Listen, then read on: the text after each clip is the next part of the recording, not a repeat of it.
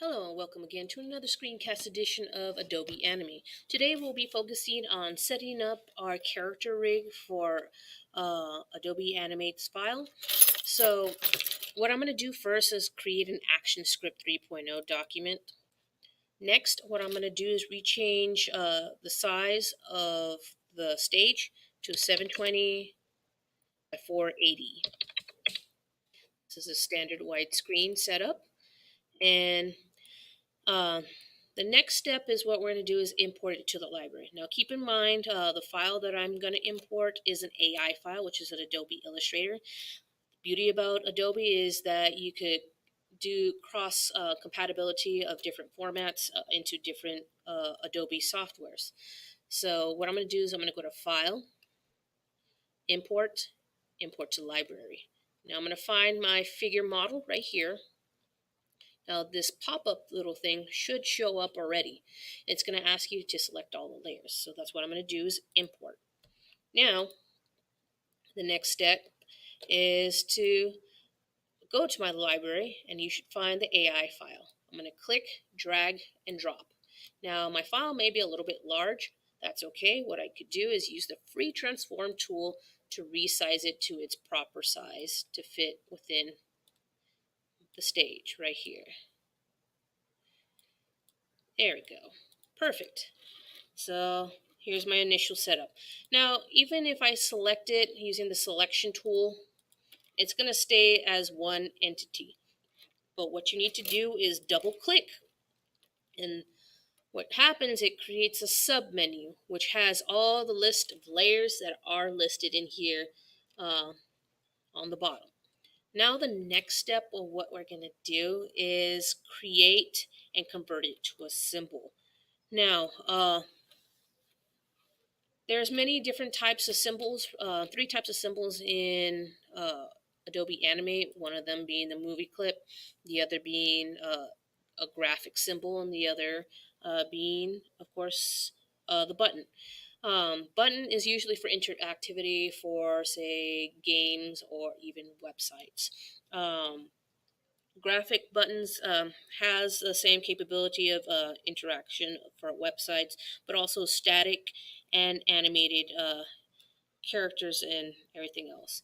Same thing with movie clip, but you have the ability to reuse them as per the library with that.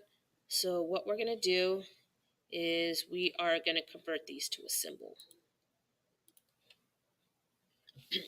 So what I'm going to do, I'm going to start off, I'm going to zoom in just a tad bit. I'm going to select, using my selection tool, my head right here. Then I'm going to select this little line right here because it is part of this head. It somehow separates it as its own, even though it was grouped. Anyways, I'm going to shift select both. I'm going to use either the right mouse click to convert a symbol, or I could use the shortcut key, which is F8. So you can easily find that in your keyboard, which is F8 on the top. What I'm going to do, I'm going to change it to a graphic.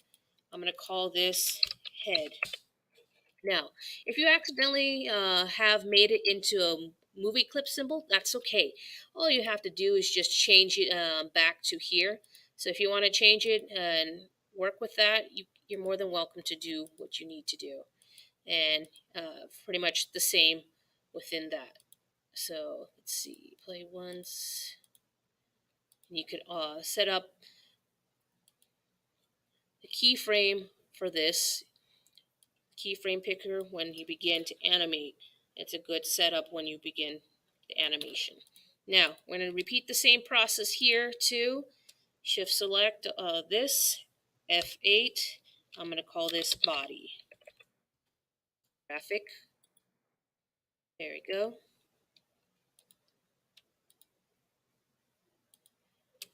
F8. I'm going to call this hips. I'm going to work on the arms. Now, with the arms, I rather label them as right or left. So I have a certain method because one, you have multiple parts of the arms, both the left and the right. And the last thing you want to do is sort of get confused to what is what. So I'm going to select this. F8, or right click, convert to symbol. I'm going to call this R underscore arm.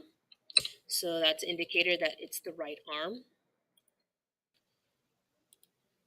Right here, I'm going to press F8, R underscore 4 arm.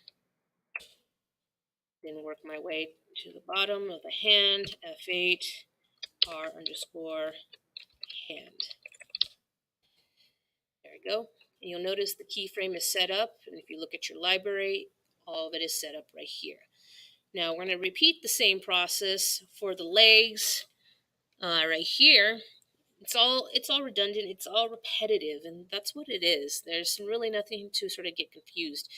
The only time when you may have to do a little bit more is when, of course, when you go to the layers that are behind the body. So that gets a little bit complicated in that part. But other than that, keep on selecting the object that you have.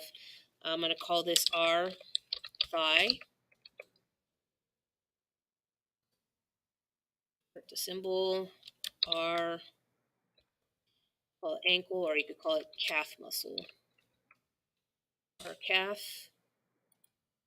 Okay, F8, R foot.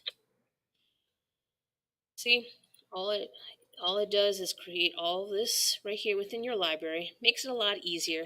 Now the fun part is pretty much setting up the left hand side, especially for the left arm. And all you have to do is use the free transform tool to sort of help you out. Also use the timeline as your advantage because, again, sometimes clicking doesn't do much. So what we're going to do now, we're going to look for the arm. There we go. It's there. F8. What we're going to do is call it L arm. Here we go. F8, L underscore 4 arm. And lastly, this one, L hands. There we go. And what I'm going to do, repeat the same thing here, since this is a little bit more easier. F8, L underscore thigh. F8, L underscore calf. Last but not least, L, sorry. So F8, L underscore foot. There you go. Now that we have that, the next step is going to be a little bit arduous and may take time. We're going to reorganize this. Reason why is you'd rather have it organized on both ends, so at least you know what is what. Trying to find, in case you want to reuse this, at least it's there, at least it's organized. So what we're going to start off right here, go to the very end. I'm going to create 5, 1, 2, 3, 4, 5 different folders. I'm going to rename each one of them. So if I remember correctly, in this particular order, R, arm, rig, body rig,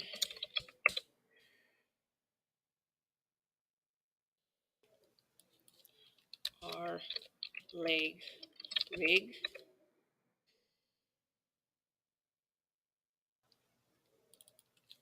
L, leg, rig, and last but not least, L underscore, oops, yeah. Okay, clarification. Actually, it's the arm rig that goes L arm rig right here, then L leg rig here. There. So now you have all these. What you're going to do is place them into each of the folders to create a hierarchy right here. So of course, what I'm going to do, let's see, body rig. So I'm going to start off with the head. I'm going to look for that. Click and drag, move it up, go to my body rig right here. I'm going to look for the body, move it up, put it in the bottom right here.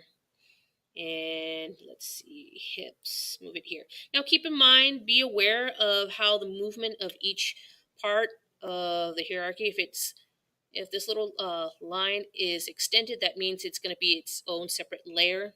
If it's shorter, that means it's going to be part of the folder. So put that in there. So when you open it, it should show just like that.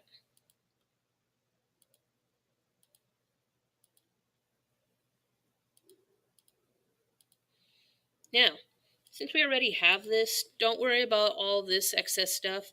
We'll fix that up in just a moment. So our arm rig, arm, forearm, hands. Ta-da! Here we go. So we'll close this up and this up just to save space. Now I'm going to go look for my left arm. So L arm rig, L forearm, L hands right here. Now what I'm going to do, L thigh, L calf, L foot.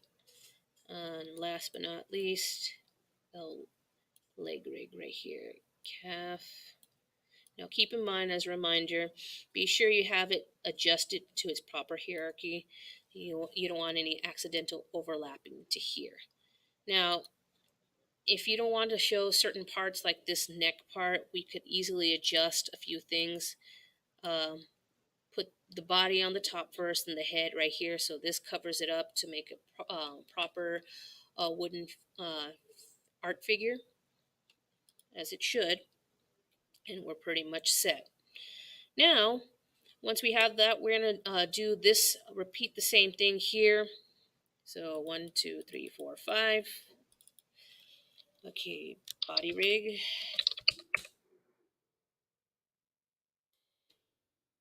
R rig. R leg rig. L leg rig. L arm rig. And there. And just pretty much put it into this part here. Keep it in place. Same thing here. Arm, forearm, hands. Now leg, of course, thigh, calf, foot. Let's see, arm, forearm, hand. Now thigh, calf, and foot. Y'all should be able to create this setup. If you want to cover this up just to separate it from itself, character,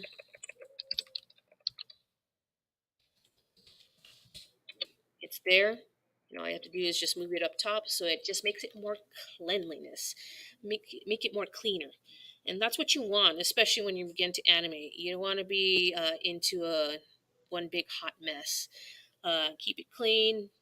Be sure to label, and I'm going to repeat this again. Be sure to label it, because you don't want to cause yourself a headache in trying to figure out what is what. So this concludes today's tutorial of Adobe Animate.